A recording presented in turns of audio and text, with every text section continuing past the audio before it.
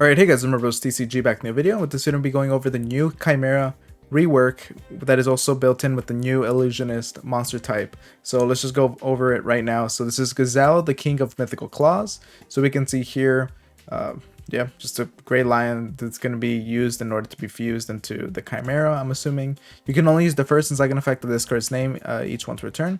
If this card is normal or special summon, you can add one level 5 Fiend monster or one Chimera fusion from your deck to your hand. So that's great. This is going to be your way of searching out your, what I presume to be your fusion spell.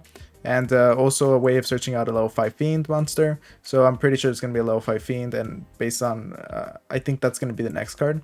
And if this card is sent to the graveyard as a material for a fusion summon, you can add one Illusionist monster from your deck to your hand. So this could be great support as for future Illusionist archetypes that include that monster type, because this can actually, you know, search out any Illusionist monster. So I'm curious to see how that's going to work, and if that's going to be potentially overpowered if there's ever a really strong Illusionist archetype. And then here we have Baphomet, the Great Wings, or Baphomet, the Great Wings. So again, a rework of Baphomet here. You can only use the first and second effect of this card's name once per turn. If this card is normal or special summon, you can add one level 4 Beast monster and or Chimera fusion from your deck to your hand. Also, you cannot special summon monsters from the extra deck for the rest of the turn, except fusion monsters.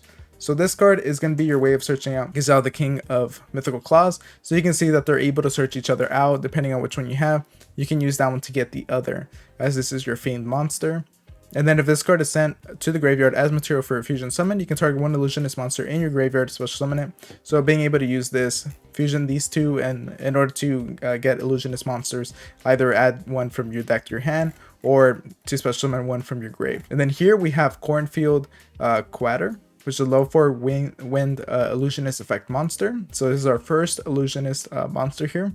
And you can discard this card, add one monster that mentions Chimera Fusion from your deck to your hand, except this card. So this is just a great way of searching out anything that includes Chimera Fusion, which I'm assuming is going to be pretty much anything in this archetype. Monsters cannot be destroyed by battles involving this card. Looks like this card isn't going to really be used for destroying anything. As we can see, when your opponent activates a card or effect that targets a card you control, and you control Chimera the Flying Mythical Beast, you can banish this card from your field or grave, negate that effect, and if you do, destroy that card. So this is a pretty good way of just protecting the fusion monster here, as I'm assuming this is going to be what you're going to fusion out, fuse into. So you're going to get this card, and then afterwards, when this card's in the grave, you can banish it to provide some protection from target effects. And then here we have Mirror Sword Knight, or Mirror Swordsman, which is a low 4 light Illusionist effect monster, so another Illusionist here. You can only use the first and third effect of this card's name once per turn. Quick effect, you contribute this card by showing one monster that mentions Chimera Fusion from your deck, except Mirror Sword Knight. So we see that basically means that you're going to be able to get into a lot of cards in the archetype here. Monsters cannot be destroyed by battles involving this card. And then same thing as the other Illusionist. So when your opponent activates a monster effect on the field and you control Chimera the Flying Mythical Beast, you can banish this card from your field or grave, negate that effect. So this is going to be an actual monster negation. It's not going to destroy, but after you fuse using this card, it's going to be in your grave and it's going to give you the ability to negate a monster effect. So that's a pretty solid way of just having it, while also using this card to give you value while it's on the field. And then here is Chimera, the Illusion Magical Beast. So this guy looks really cool here. Yeah, looks like a really cool fusion monster. It's a level 8 Dark Illusionist fusion monster. Chimera the Flying Mythical Beast. It requires Chimera the Flying Mythical Beast plus 1 Illusionist monsters. This card's name becomes Chimera the Flying Mythical Beast, and is treated as a Phantom Beast card while this card is in the field or grave. So that makes sense, so that it could work with the support here. And then this card can make attacks on monsters during each battle phase up to the number of fusion monsters used for its summon. So that's great because it's going to be just a great way of beefing this card up. And you can see here, this is going to be the overarching thing of an Illusionist, that monsters cannot be destroyed by battles involving this card.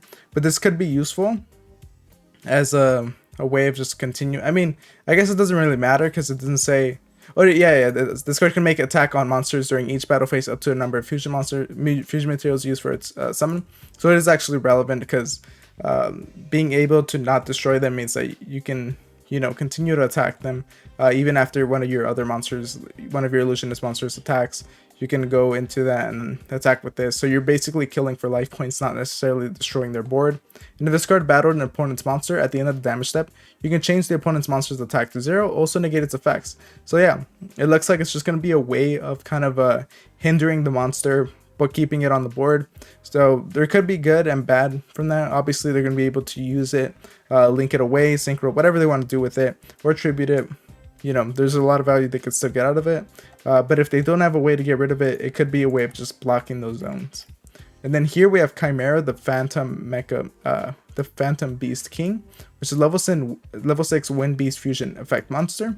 So it requires a Beast monster and 1 Fiend monster. This card's name becomes Chimera, the Flying Mythical Beast, while on the field or in the grave, but it's still treated as a Phantom Beast card. So here we can see that it actually works well with the other Chimera, the Flying Mythical Beast support. And if this card is fusion summoned, you can activate this effect. During the end phase of this turn, send 1 random card from your opponent's hand to the grave. So it's going to be interesting just during your end phase being able to send one of your opponent's cards from their hand to the grave. That's going to be a little annoying for them, but it's not the worst case scenario. It could have been banished face down. During your opponent's turn, quick effect, you can banish this card from your graveyard. Then target 1 beast, fiend, or illusionist monster in your grave, special summon it. So again, kind of keeping up with the theme of being able to use their effects in the grave. And yeah, this looks like it's going to be a way of just continuing to get something out and providing value even after this monster is kind of removed with. And then here we have the final card, which is their fusion spell. It's a Chimera Fusion. It's a quick play spell card. During the main phase, fusion summon 1 fusion monster from your extra deck using monsters from your hand or field as fusion materials, including a beast or fiend monster. So that makes sense, just making sure that you're basically using a beast or a fiend while you're doing that, just to keep up with the theme. And then during your main phase, if this card is in your graveyard, and you have Chimera, the Flying Mythical Beast, on your field or in your grave, you can activate one of these effects. So you can see it's continuing the theme of being able to use effects, card effects while in the grave. Add this card to your hand, banish this card, and if you do, special summon 1 Gazelle, the King of Mythical Beasts, and 1 Baphomet from your deck and or grave. So this card is pretty good just for setting you up, because not only, you know, you can just add it back to your hand, but you can actually use it in order to add Baphomet and Gazelle. You can add these, special summon them, and then use them in order to search more things, and then from there continue to fusion summon, because this card is actually able to search up Chimera Fusion. So pretty good